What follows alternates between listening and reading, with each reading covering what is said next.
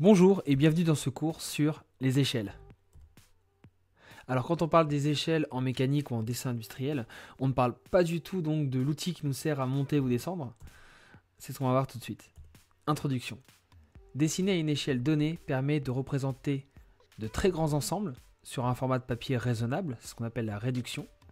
Ou à l'inverse, des systèmes très petits peuvent être représentés à une dimension qui facilite la compréhension, c'est-à-dire un agrandissement. Ici on a un exemple, vous avez un trombone qui est ici. Avec une échelle de réduction d'1,5, il sera donc dessiné beaucoup plus petit. Et à l'inverse, avec une échelle d'agrandissement de 2,1, ce trombone sera dessiné beaucoup plus grand. Exemple.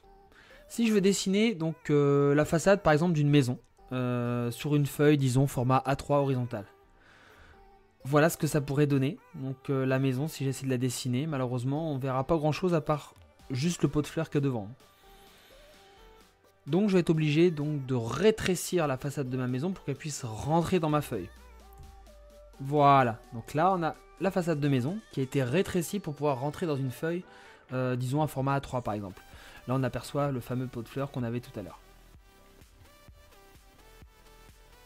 A l'inverse, si je veux dessiner une puce électronique pour voir les composants à l'intérieur et les circuits, et que je veux la dessiner sur une feuille de dessin, on repart toujours sur un format A3 par exemple. Voilà ce que ça pourrait donner. Donc on voit pas grand chose. Alors que là, si je l'ai agrandi, ma puce électronique, je peux voir un peu plus précisément ce qui se passe à l'intérieur. Je l'ai donc agrandi. Voici maintenant la formule de l'échelle. L'échelle d'un dessin, c'est le rapport entre les dimensions dessinées et les dimensions réelles de l'objet. C'est un rapport, il n'y a donc pas d'unité. Par contre, quand on prend les dimensions dessinées et les dimensions réelles, on doit les calculer suivant la même unité. Des mètres avec des mètres, des millimètres avec des millimètres, ou des kilomètres avec des kilomètres. Ça, on doit toujours le respecter. Les dimensions réelles, ce sont les dimensions que l'on peut prendre directement sur l'objet si on le mesure. Et les dimensions dessinées, ce sont les dimensions mesurées sur le dessin, sur le papier. Écriture maintenant. Sur un dessin, vous devez toujours indiquer l'échelle de la façon suivante. On indique le mot échelle, ou alors seulement les lettres E, C, H, c'est un diminutif, suivi du rapport choisi. Exemple d'écriture d'une échelle dans un cartouche, échelle 1/10. L'échelle 1,1 ou 1/1 est utilisée pour les vraies grandeurs. Ça veut dire que la pièce sur le papier fera exactement les mêmes dimensions dans la réalité. Une échelle avec un 1 et un chiffre derrière, c'est ce qu'on va utiliser pour de la réduction. Par exemple l'échelle 1/2. Et enfin l'échelle avec le chiffre et le 1 derrière, on l'utilisera pour l'agrandissement. Par exemple l'échelle 5,1. Alors maintenant on va voir si vous avez compris. Je vais vous proposer plusieurs échelles et vous allez essayer de trouver si c'est un agrandissement, ou une réduction, ou une vraie grandeur. Allez, on commence par le premier. 1/3. 1 divisé par 3. Pour vous, c'est quoi? Allez, je vous laisse quelques secondes pour réfléchir. 1/3, c'est donc une échelle de réduction. Il suffit de faire 1 divisé par 3. Ça fait donc 0,333333. C'est donc un chiffre inférieur à 1, c'est donc une réduction. Le suivant, 5,1. Je vous laisse réfléchir. 3, 2, 1. 5,1, c'est donc un agrandissement. Si je fais 5 divisé par 1, ça fait toujours 5. C'est un chiffre supérieur à 1, c'est donc une échelle d'agrandissement. À présent, échelle 100/1. Sans surprise, ça va être aussi un agrandissement. Échelle 1/20 maintenant. Attention, c'est de nouveau une réduction. Donc on fait 1 divisé par 20, ce qui fait un chiffre beaucoup plus petit que 1. Et enfin le dernier, si vous avez suivi, vous le trouvez tout de suite. C'est donc une vraie grandeur, échelle 1/1.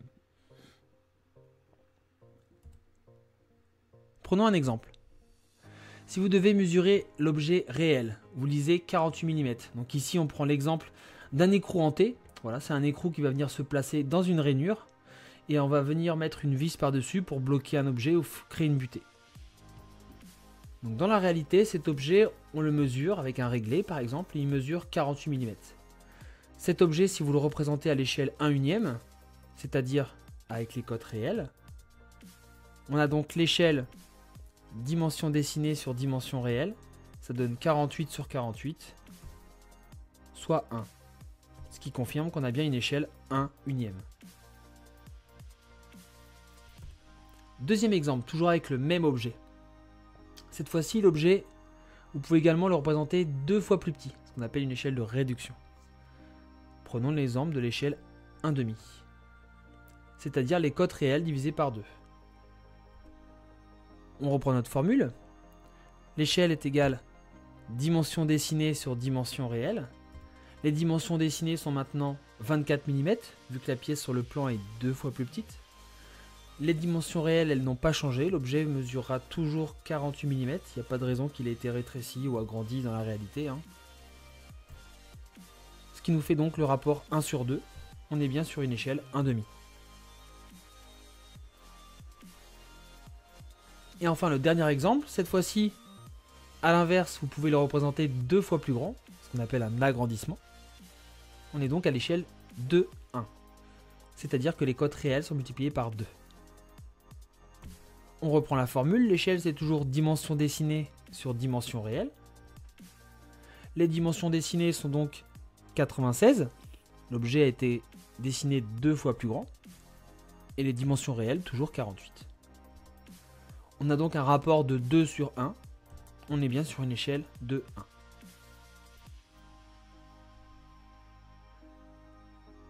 Voici le récapitulatif. On a en vert notre pièce à l'échelle 1/1, donc la dimension réelle.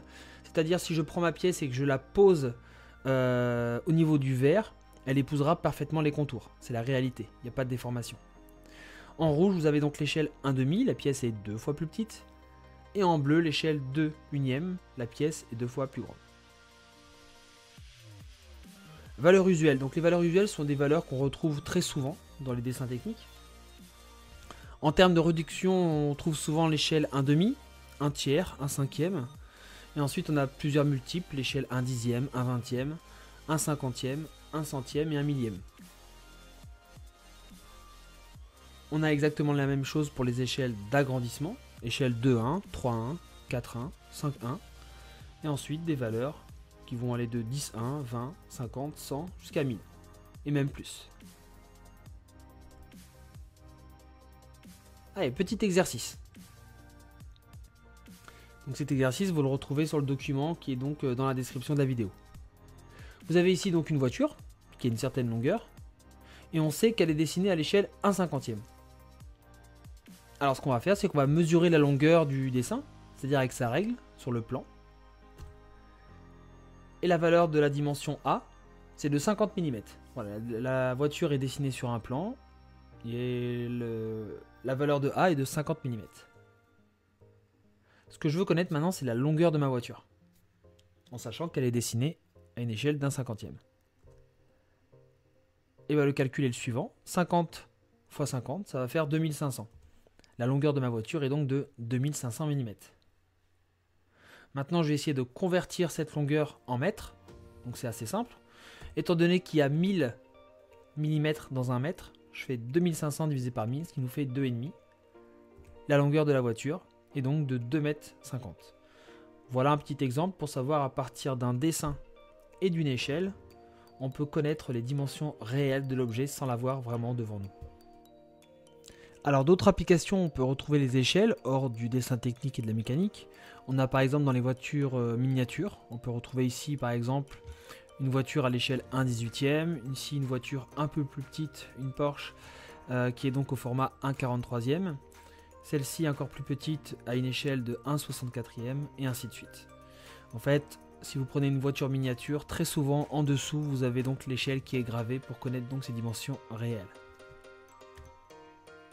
Aussi une autre application qu'on utilise de moins en moins avec les téléphones, les GPS, mais ça reste toujours d'actualité quand même, les cartes routières. Sur les cartes routières, vous avez donc une échelle. Ici, vous avez donc l'échelle 1/800 millième. Ça signifie que 1 cm sur la carte représente 8 km dans la réalité. Ça permet donc, en mesurant une dimension avec une règle sur la carte, de connaître donc la distance dans la réalité. Voilà, ce cours sur les échelles est maintenant terminé. Je vous remercie de l'avoir suivi et à bientôt.